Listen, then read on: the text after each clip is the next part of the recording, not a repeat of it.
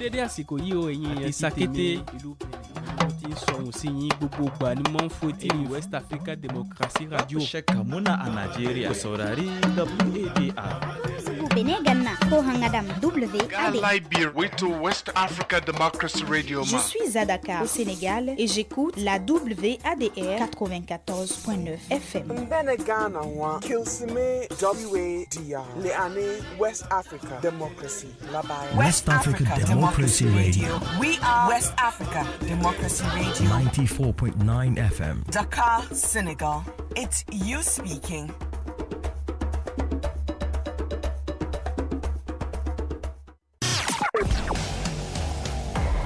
Attention, ladies and gentlemen. It's time to embrace a youthful mindset and envision your future. Take the lead is in your walls. Take the lead is in your walls. This platform serves as a space for engagement designed to equip young people to become effective leaders. They are actively contributing, creatively engaged, and determined in various fields. And now, this is Take the Lead. Right, hello West Africa and beyond. Welcome to another edition of WADR's youthful program, Take the Lead. And I guess you've actually heard of the saying, if you want to hide something from someone, then do what? Put it in a book. Yes, but why a book? And why not any other secret place? I trust your guess is as right as mine. This is because many people don't read or they don't love reading. So most of the times, a valuable knowledge can go unnoticed when it is written in books. Hence, today on West Africa Democracy Radio's Take the Lead, we delve deeper into the powerful and personal conversation, which is book reading, an informative path for young people.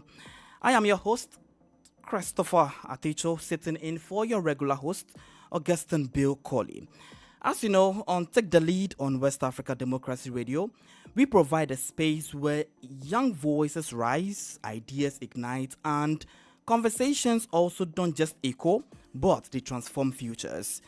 And you will agree with me that in a fast-paced digital world filled with scrolling and swiping and short attention spans, reading a book is challenged. So we ask, where does reading still fit in today's modern world? Can books truly shape minds, unlock opportunities, and guide young people towards success? On the program today, we will also be making a personal retrospection. That is to say, I will be asking you, when was the last time you read a book? And did you read for pleasure or to gain information? And what kind of book did you really read? Was it a fictional book or a non-fictional book?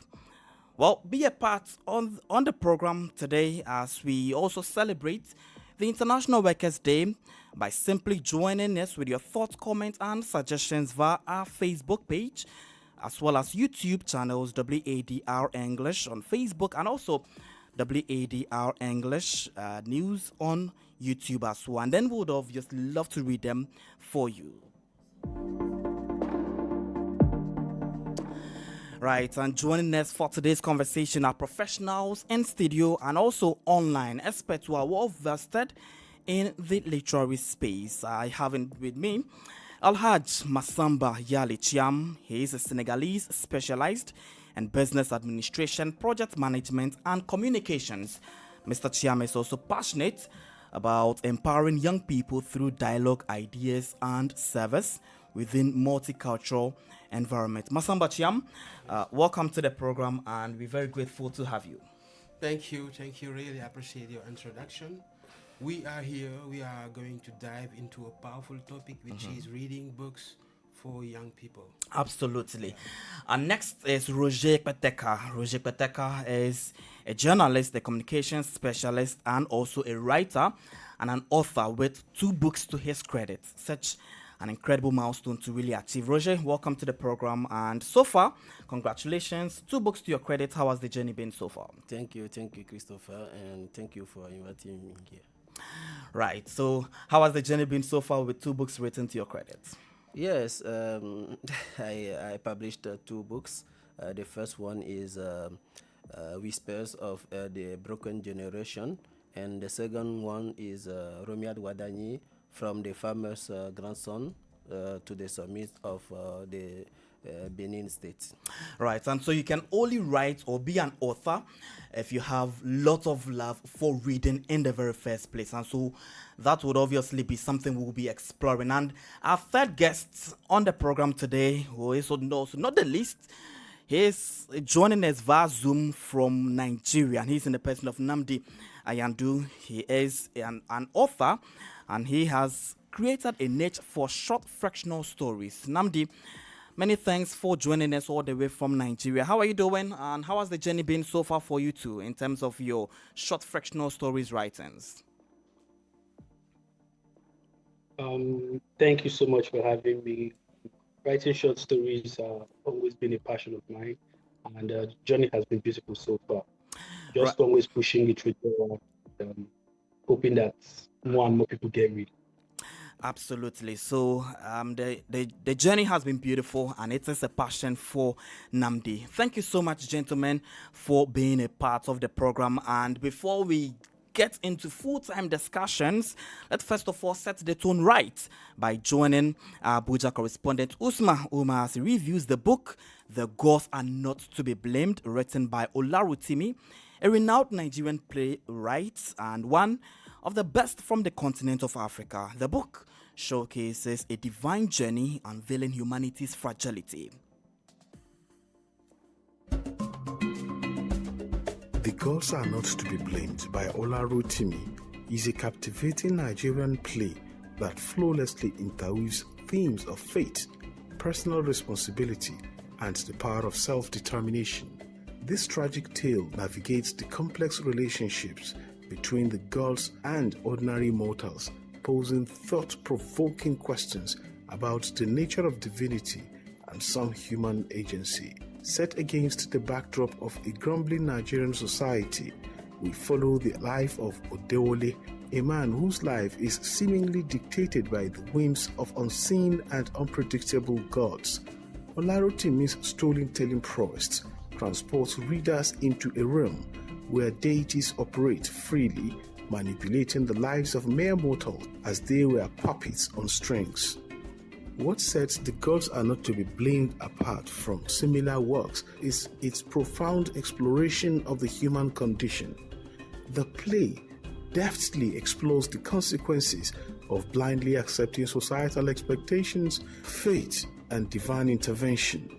Through Odewole's journey, we witness the tragic ramifications of relinquishing personal agency as he finds himself a victim of unfortunate circumstances beyond his control. One of the strongest aspects of the play is Olarutimi's meticulous characterization. Odewole's transformation from naive young man to someone who confronts the gods head-on is beautifully portrayed.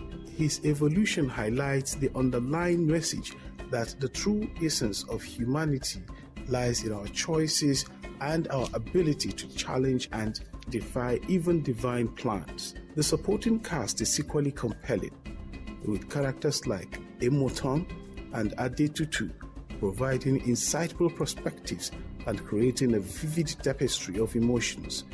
Their complexities bring to life the play's nuanced themes, exposing the human flaws that mirror the imperfections of divine beings. Rotimi's poetic language and vivid imagery deserve special mention. The rhythm and cadence of the dialogue are reminiscent of ancient African storytelling, immersing readers into the cultural authenticity of the narrative and painting a vivid theatrical experience in the mind's eye. However, The Gods Are Not to Be Blamed might prove challenging for unfamiliar readers of African folklore and mythology. The deep-rooted cultural references embedded in the text may at times require some external research to fully grasp their significance. Nevertheless, the effort is highly rewarding and it provides an opportunity for cross-cultural exploration and appreciation. In conclusion, The Gods Are Not to Be Blamed is a magnificent masterpiece with a profound exploration of the human spirit. Olarutumi's compelling narrative and rich cultural context through thought-provoking themes make this play an intellectual and emotional feast for readers seeking a captivating journey through the intricacies of human existence. Prepare to be inspired, challenged, and captivated on this divine voyage into the heart of what it truly means to be human. Right, many thanks Usma Uma for reviewing the book, The Gods Are Not to Be Blamed, written by, how do I even describe him? Legend Olarutimi. The book actually encourages us to love reading and of course develop the habit for reading. So let's now get into conversation, and let me begin with you, Roger Peteka, who is also an author. And in recent times, of course, we cannot denounce the fact that technology and social media is really competing with books. And so we ask the question, why is reading still relevant for young people in today's digital age? Yes, I will say that reading is more important than ever because, in digital area or in digital world, things are fast. Things are fast. You don't have time to people. There are many things, so you cannot go deeply. You can the information is superficial. But if you take book, you can have a time. You can read and more and more. It gives you time to think more about things, to go deeply and understand. So I can say it helps young people to develop their knowledge, to shape their mind, and also to help him for to build also their imagination, because it is very important to read for also to resolve a problem of vocabulary or grammar problem, because we know today people don't read, young people don't read, so they have many problem, grammar or vocabulary problem. They can't speak French or English 1 minute without mistakes. Right. Yes. Very important issues that you've actually raised in your initial submission. Reading obviously helps develop the mind, it shapes the mind, and it helps develop knowledge, and it also boosts one's imagination on a lot of area of issues. But now that it is competing with social media and lots of social media platforms, Facebook, TikTok, and Instagram, among others, I trust there will be some challenge over there. But we'll come and then delve deeper into that. But from the studios, let me dive all the way to Nigeria and then talk to Namdi Ayandu, who is also a writer. And Namdi, you are a writer, and I believe that you may have actually picked up some inspirations from legends like Olarutimi, Chinua Achebe, among others. As a writer and as a reader yourself, would you say that reading is declining among young people, or it is just changing in form? I would say reading is in a very interesting space, especially from my. Can you increase your voice for us, please? I said reading is in a very interesting place, especially in Nigeria, because a lot of writers now are delving into other genres that they have not been writing in for a while. We have more speculative fiction now.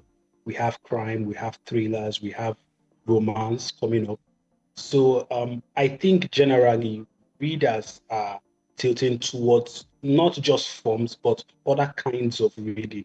People are interested in other, should I say, other genres. So Olabrotimi's play that you rightly analyzed before we started this conversation, not so popular with the young audience. People are looking towards speculative fiction, romance, different other kind of literature. So I think that's the shift that is going on. It's more in terms of content than it's in terms of the medium. Right, and so you say it's more about content and interest rather. And so based on the content and interest of the individual, that person would obviously tilt their reading prowess and strength towards a particular article or a particular type of book to actually read. Let me come back to the studio once again and then talk to Masamba Chiam. Masamba, you are within the corporate space. You are a corporate individual, project manager, and then business administrator as well, plus a communicator as well. From what you've seen so far in life, how do you see reading shaping the critical thinking and decision-making abilities of individuals? Yes, well, you know, nowadays reading is a very challenge, is a big challenge for young people. It's neglected, as we can say. So book reading is not a hobby from my perspective. It's a weapon for intellectual independence. Intellectual independence. Push in a world. Okay, let me come back to you once again, but you are of the view that reading in recent times is actually challenged, and it is also facing some issues in the sense that young people are no more developing interest and passion for reading anymore. But Roger, is that the situation from what you see? Because you are an author, and then if you write and people do not patronize because your market is about audience reading, is that the case you feel regarding your area? I can say that today it depends. It depends. I can say it depends. Okay. Okay.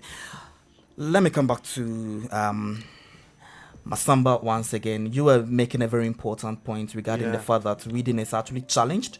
Plus, it is also, it is not really getting I just don't know how to put it, but you say it's a challenge. So as I was saying that today young people, they can spend hours scrolling on social media.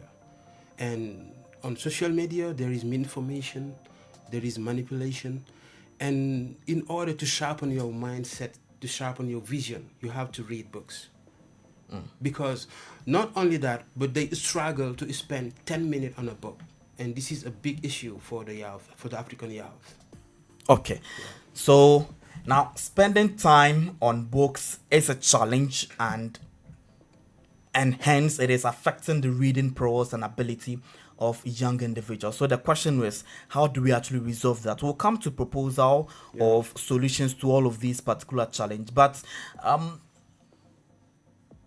Roger, yes, I asked you early on that you are within this particular space. Your business thrives on people reading. And so you as an author, what is your demographic saying from your first book that you wrote? How many copies were you able to sell, and what were the feedback that you got based on people's reading? Yes, I can say today it is very difficult to be an author, because if you write and people you publish and people don't pay, it will be very difficult to you financially, and so I think that the problem is people continue to read, but by different manner.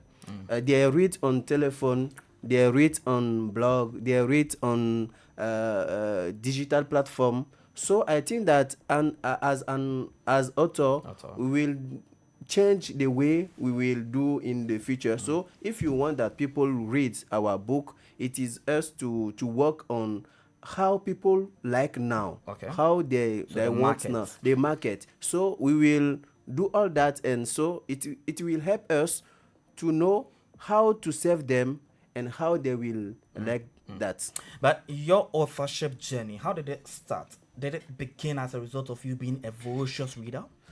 Yes, I can say me reading and my authorship.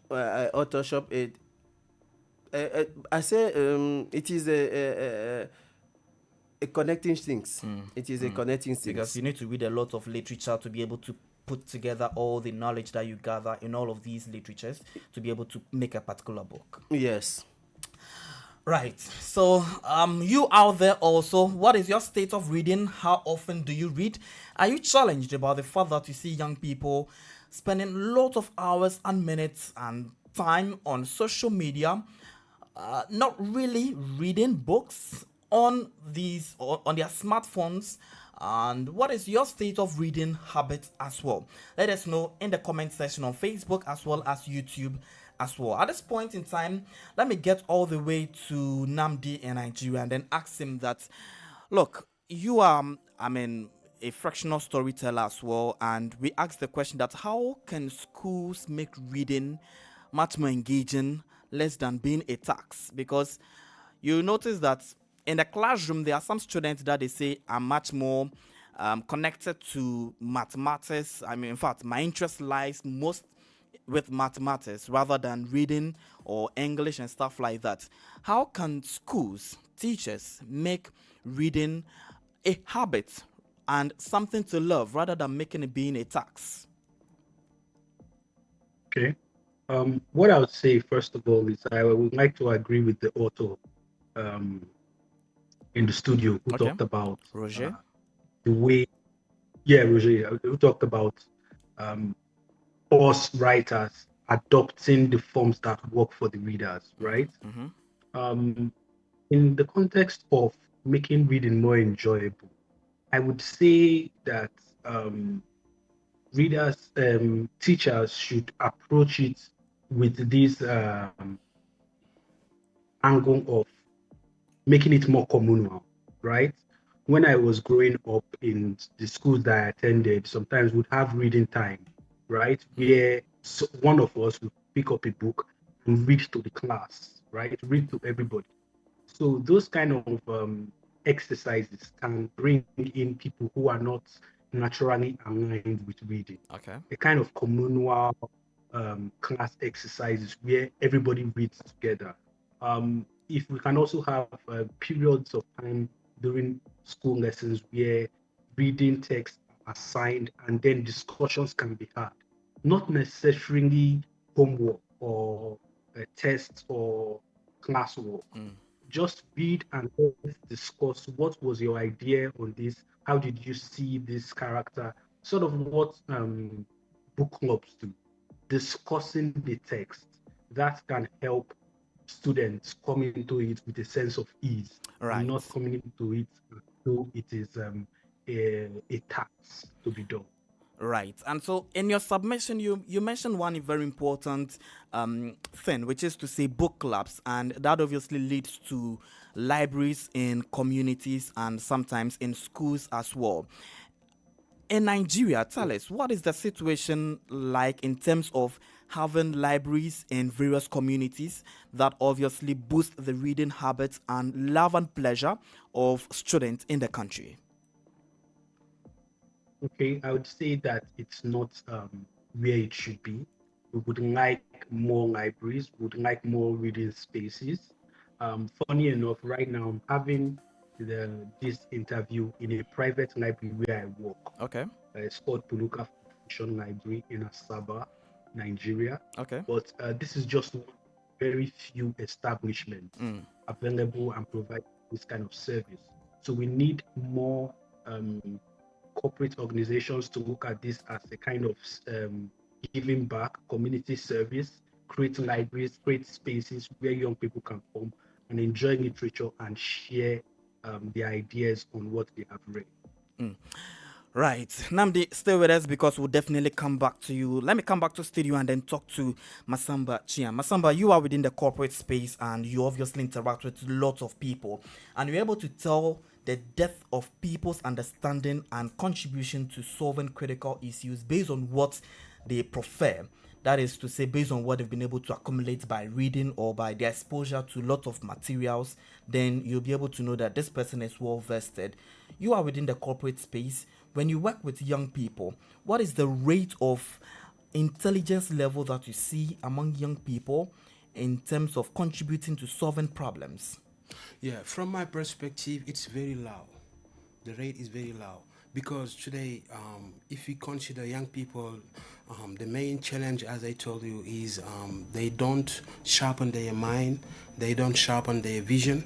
And today, in every serious field that you consider, NGOs, diplomacy, politics, you should have the ability to have the comprehension by reading. If you don't read, you won't be able to detect, to analyze, to lead, to see between the lines. exactly what he's going through.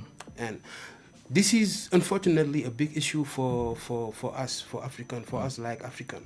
For example, to solve this issue, we should go from the south of our countries.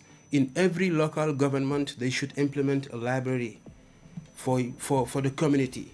And this library will be like a tool to involve young people to read, to develop their mindset, to improve themselves. Because when you read, you discover. Not only discovering, you think differently, and you have the ability to analyze. You can it can even impact your employability by reading. Yeah, and for me, to improve this point, we should consider this aspect of for local government to raise up to build the libraries in local communities in order to help young people. Right. So your perspective will be that local government should obviously help implement more library centers across various districts and communities to facilitate and then enhance the reading habits of young people. But in recent times, in fact, sitting right here, we have all attested to the fact that yes, we are within the digital age, and then technology and stuff is really, taken over. And so, Roger, I would ask you that are audiobooks and digital reading as effective as traditional reading? Because some people would say we're getting our books from Amazon books and then other ebooks to be able to read. Yet while on the same phone, they're getting distracted by their WhatsApp group chat. They are getting distracted by their Instagram post that they've made, and then someone has going to make a comment about it, and they just carried away by that time. So from your point of view, are audiobooks and digital reading as effective as traditional reading books? There is a problem because it is not the same. Okay. If you have a digital book or e-books, if you have book on your phone, you begin to read one chapter, two chapter, you will see notification. Have you been a victim before? Yes, so that's right. That's true. I will answer this message. You come back. You see another notification on Facebook. So you are not concentrated. Okay. So that's right. Yes, you are not concentrated. But book in library, if you go to library, I say that it is not go to library. Today, all parents or all people must create a little library in his home. Okay. So it is very important. So read book, paper books.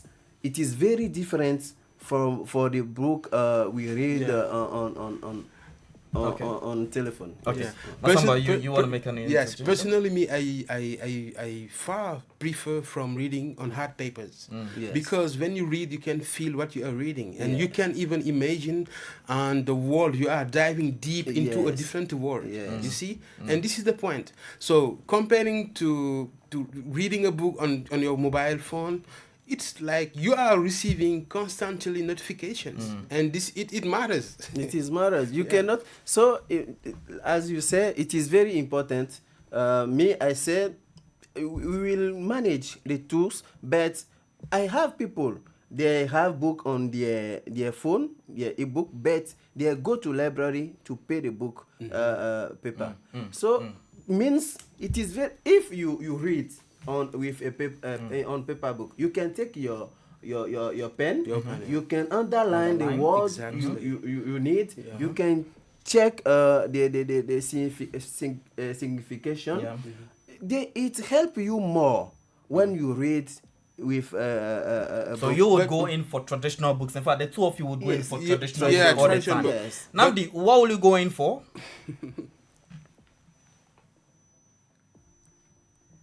Namdi, what will you go in for?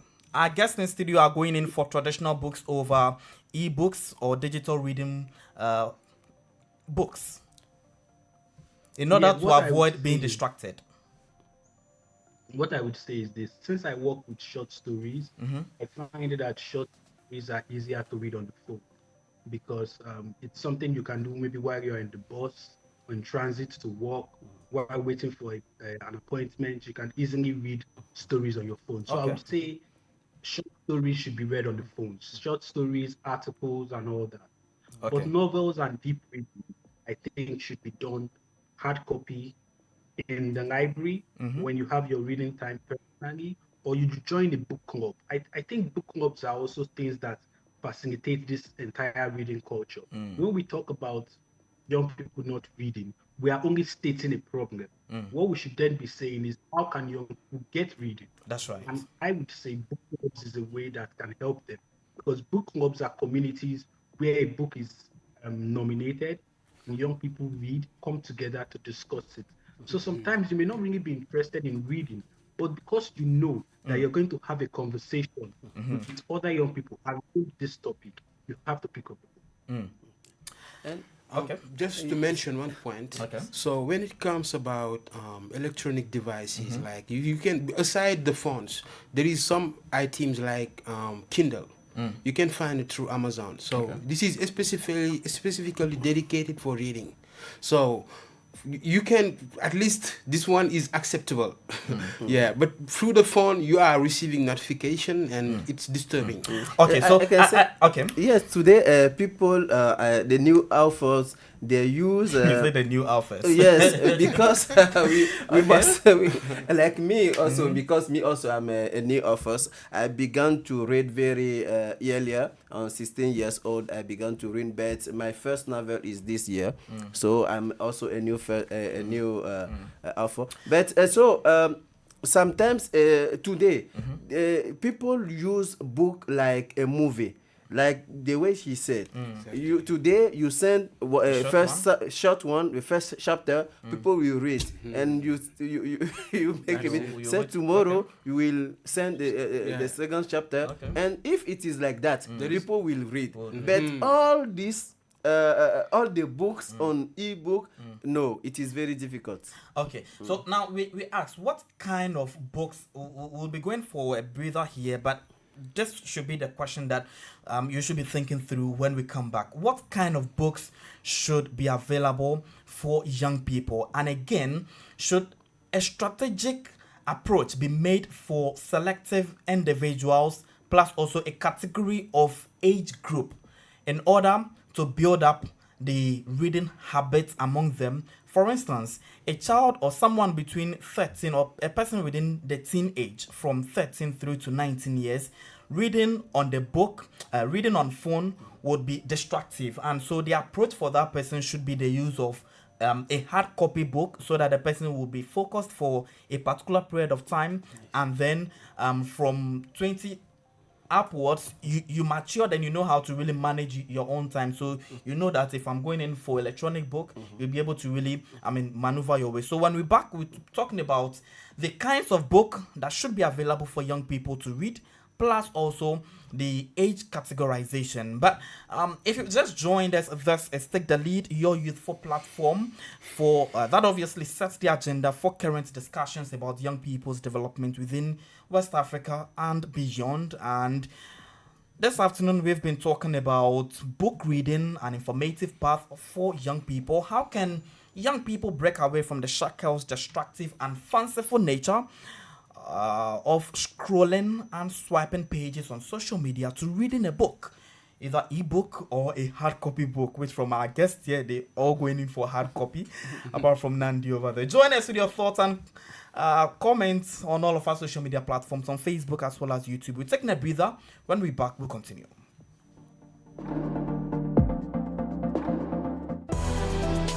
Hey people, my name is Mello, Afrobeat singer from Guinea, and I love listening to the program Take the Lead on West Africa Democracy Radio. Hello, my name is Fatou Binta Rasuke. I'm the CEO of African Start Shop, and I love listening to the Yacht program Take the Lead on West Africa Democracy Radio.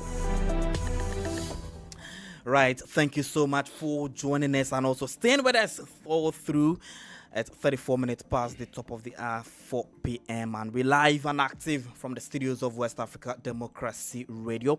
We're talking about a very important thing, book reading, the path for informative approach for young people. I asked the question early, which of you would go first? Roger, let me give it to you. Categories of age groups as well as the type of book to be reading at that particular time.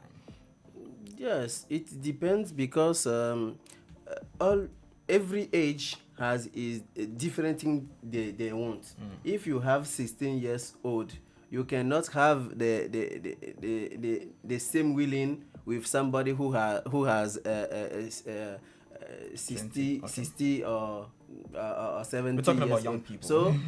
So for the young people, I can say that because last time I was talking with some madam. She said to me, I have two types of a child. I have child he like too much if the book is like a movie, you can see a draw things in that. He like it too much. But the second one, he is very he's elder than the first one. He like very much when the chapter is a cut chapter. So it is different things. It is not the same. Every child or every person can know what he wants, but it is also normal for the parent to help the children to make the good choice for themselves. Right. Masamba Chiam. Yes. So regarding this point, at any age, from at the moment you are, you can recognize, you can read, you can get the sense of the words. I advise to read book that can develop your mindset. For example, me personally, I have read one book that really improved my financial literacy. Wow. Yeah, Poor Dad, Rich Dad. Okay. Yeah. Because this book, when I read it, that is very good. Very good book. Yeah, very good book. So you have a different mindset. You have a different understanding of what is money. Money, you don't see it as something, but as a tool, as a weapon, and as assets. So in this way, you can like develop your skills, your personal skills, in any area you take. Sports, culture, history. For example, if you take the book of Cheikh Anta Diop, L'antériorité de la civilisation nègre, the anteriority of Negro civilization, and this book is very meaningful to me. So if you read it, you can see the picture, the background history of your continent, and you can have a big understanding of what your country have went through. And you know your value, the value of black people, what they have done for the community, what they have done, the participation they have given. Today, all this information are not given through social media because those who detain social media choose the one they share and the one they don't share. So if you don't have the skills to go from the source yourself to dig deeper, you won't be able to get any point. Right. Let me go all the way to Nigeria and then talk to Namdi. Namdi, I asked this question based on what Masamba just said about reading books to know your past, which is your history, to know what to do in the present and then going into the future. You and Nigeria and Ghana, among other African countries, are taken aback by what is currently happening in South Africa's xenophobic attack on other black people because of others are saying that they do not know their history because other African countries, including Nigeria, Ghana, supported South Africa's independence in lots of ways. Financial contributions, among other stuff for the country. And now this is how current citizens of the country are paying back to those African countries that supported the country. One would say that it is as a result of they not knowing their history, hence they not reading to know their past. Yeah. I think generally, like my friend in the studio was talking about, those who control social media want some information out there, so they send that, and what they do not want out there, they restrict it. So it's on the people to actually educate themselves, to go for materials, books, journals, newspapers, articles, whatever, to understand where we are coming from and what we need to do go further as a people, right? Now, that being said, I also think that while we talk about the problems, we should also talk about the solution. Absolutely. So what are the ways where people can get access to this information? We talked about local libraries being created in different local governments. We talked about corporations coming in for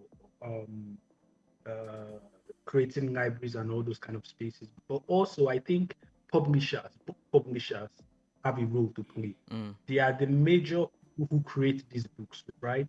So the marketing of books is very important.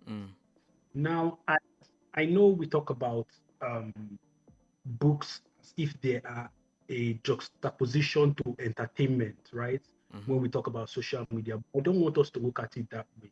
The truth is that social media is thriving today because there is a lot of funding that goes into marketing it. If a new app comes out today, under 5 minutes, you would know about it because they put it in your face, they present it to you, they market it, they push it. So publishers, those who make books, need to look for innovative ways to let people know that these books are available. Put it in the people's faces, and then you would see that people would naturally gravitate towards it. So there's also that aspect. Books are not being promoted, marketed, and funded as much as they should be. I recently had a book out called A Mill is a Mill, and I did a national tour. I went around 5 cities in Nigeria. What's the title of your book? That book. A Mill is a Mill. Okay, A Mill is a Mill. Yes, and I can tell you for a fact that among my contemporaries who are writers in Nigeria, very few of us are doing such kind of endeavors. Very few of us are producing books and going around to publicize it, to promote it. So publishers, writers need to do their part to let people know that this thing is there. We have great books. We are telling our stories. Look at it, put it in people's faces, promote it, and then we can now start talking about the feedback from readers. Also, creating this space where you promote books, give readers a kind of insight into you as an author. They feel that you are more relatable. So I think this is something we should promote. Yeah. Right. Namdi, you and then Roger, this question is for the two of you because both of you are authors. It's been found that socio-economic challenges, which is to say poverty, limits access to educational materials, and therefore children out of school, because of poverty, they're unable to really access certain books. You've talked about book marketing and publicity should be a deliberate approach by the authors and then the publishers. In this case, with the economic constraints that are bedeviling a lot of young people, how can this be solved? That is to say, they should be able to have the money to buy, yet their pockets is not really allowing them to actually buy these books. Should I go first? Yes, go first. Okay. What I would say to that is this. As a publisher, you should be able to analyze the market and find ways that you can get your product out there. Okay. Because in as much as we talk about books as an intellectual product, at the end of the day, they are still products. We are still operating in a capitalist market, right? So if you say you are into the business of selling books and there's economic challenges, it doesn't stop people from buying clothes. It doesn't stop people from going to the clubs to party. It doesn't stop people from going to restaurants to have fancy food, right? So how are these people getting these things irrespective of the challenge, of the economic challenge? We can't always talk about economic challenge when it involves our intellectual growth, right? So publishers need to analyze these markets and say, how can we make these books affordable, approachable to people? It's their business to do that. Right. Right. Yes, but, Roger? Yes, but there is a problem. So we talk about, there are two types of youngs.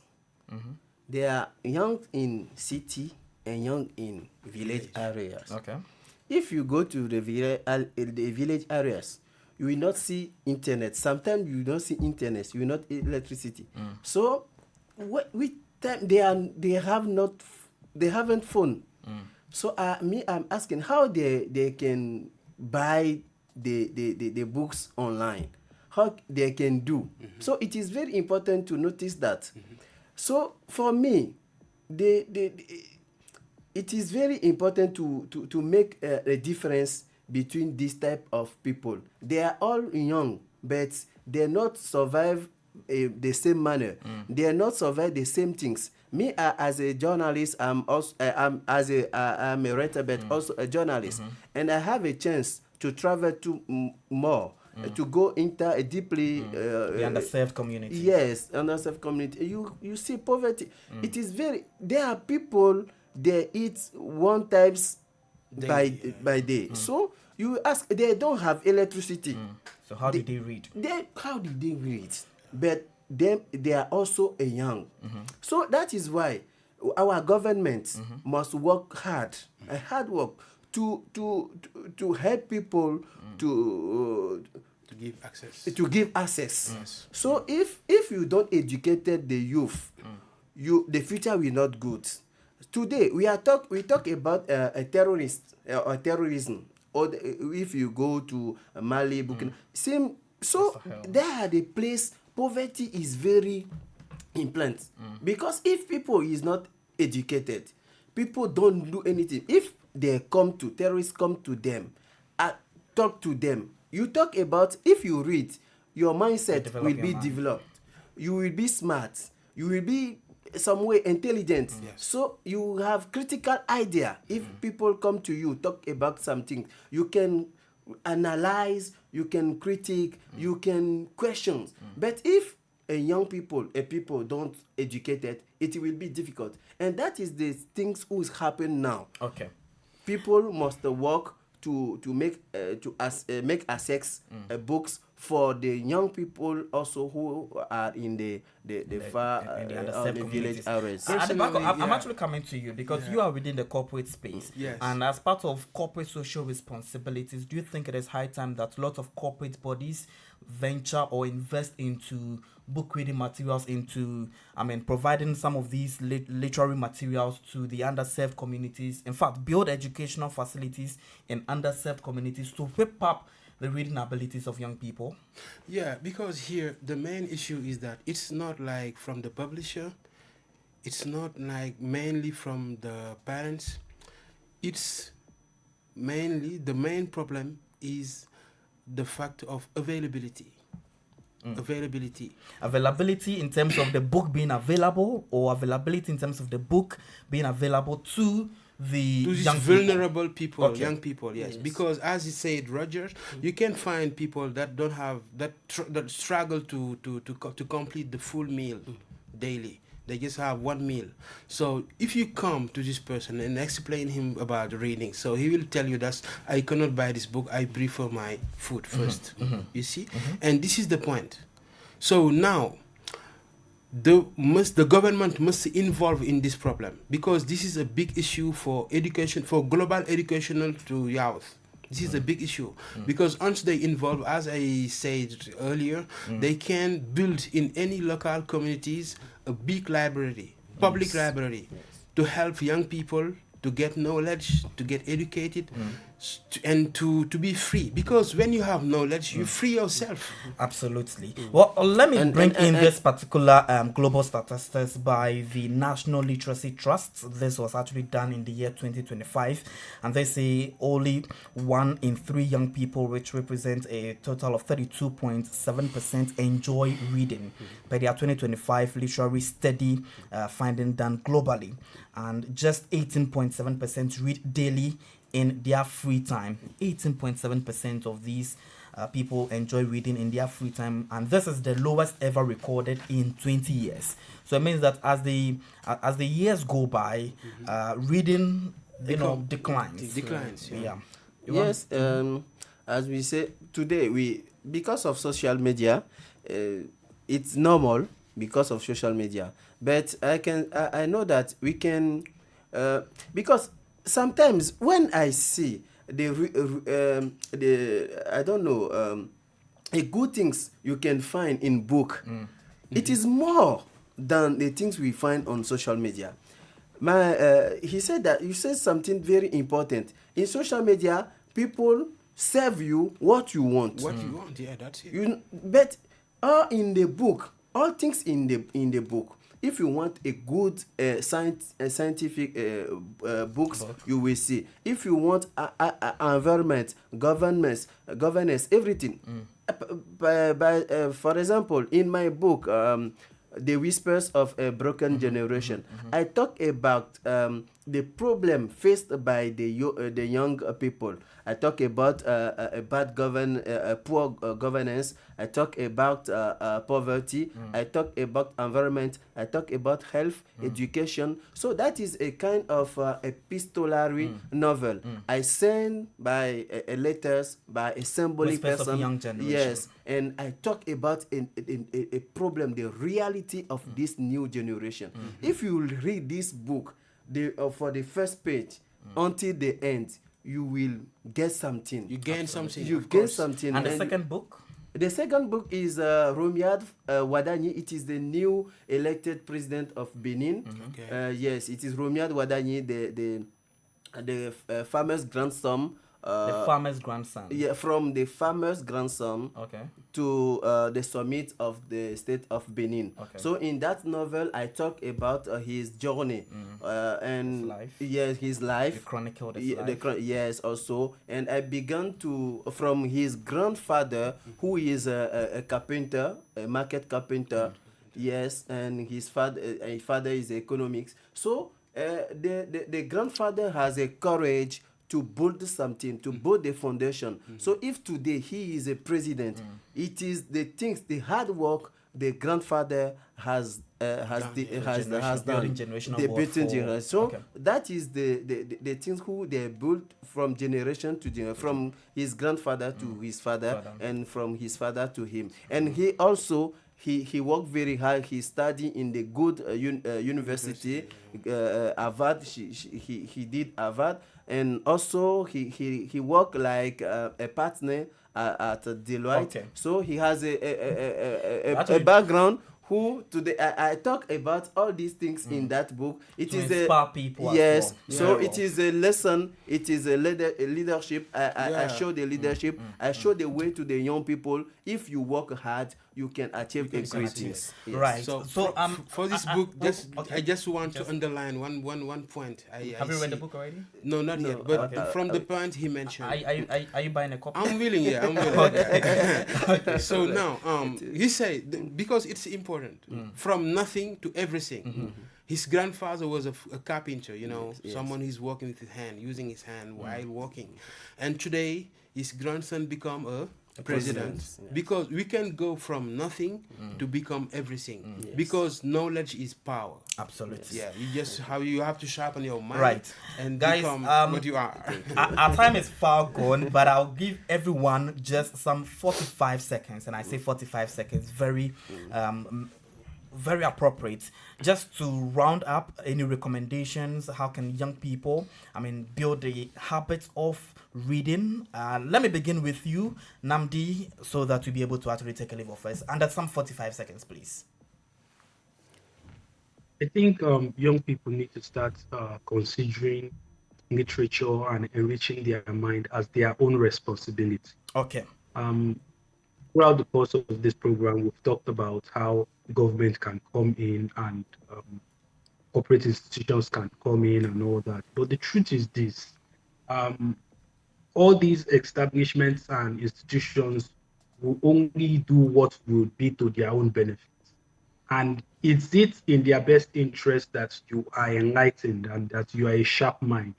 I can argue that it may not really be in their best interest. Okay. So it is on the young person to say, okay, what can get me to become a better person? How can I sharpen my mind? How can I get informed? And perhaps listening to programs like this where we've highlighted all these things, they take up the mantle. Young people should create book clubs, book drives, communities where they can support each other and share books. Right. For my own personal experience, sometimes you don't necessarily need to even buy a book.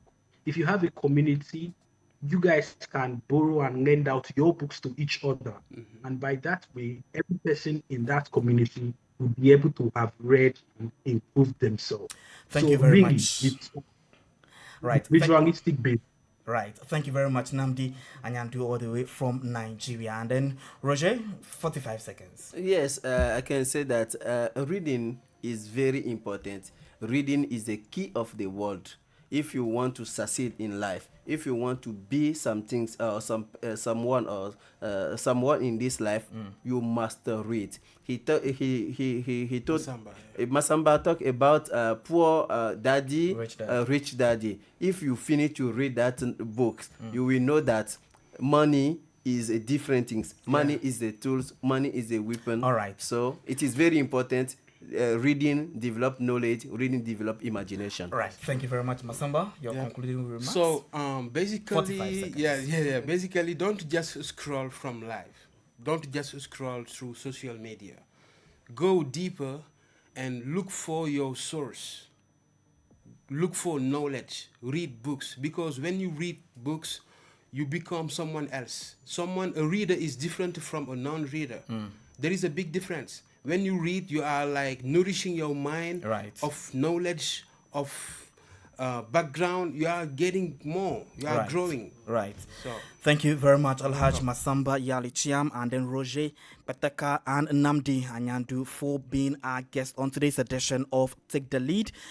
So we come your way same time next week. We say keep interacting with us on all of our social media platforms. I am Christopher Teacher. A big thanks to all of our partner radio stations across the Gambia, Sierra Leone, Ghana, and Nigeria also for doing their listening. My name is, once again, is Christopher Teacher. It's a bye for now. Bye-bye. Take the Lead is back in 2025 with a brand new format. Yes, your youth exchange space will now be broadcast live every Friday at 4:05 p.m. Universal Time. And that's not all. Dear internet users and WADR subscribers, you have the opportunity to experience the show live and direct on our online platforms on Facebook at WADR English Service and on YouTube at WADR.